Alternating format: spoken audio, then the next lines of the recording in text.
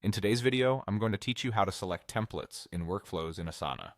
Templates are a great way to set up consistent projects fast, so let's walk through the process from sign-in to creating your project.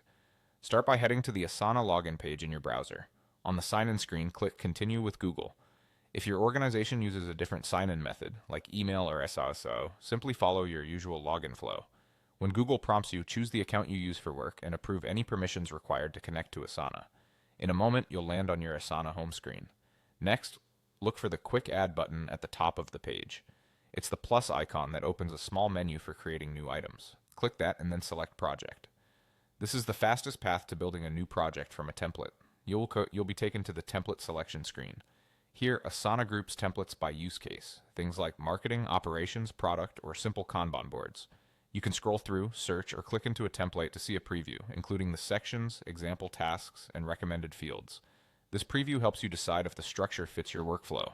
Once you've found a template that matches your needs, click Use Template. Asana will then prompt you to customize a few details before creating the project. Give your project a clear, descriptive name so your team knows exactly what it's for.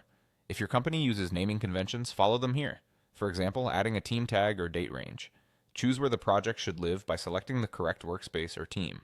You can also set privacy. Make it private if you're testing or working with a small group, or keep it visible to your team to encourage collaboration. Take a second to confirm these settings. They shape who can find and contribute to your project. When everything looks right, click Create Project.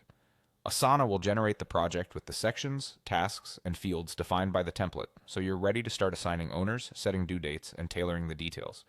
If the template isn't quite right after you see it live, you can always go back, pick a different template, or adjust the layout and fields directly in the project.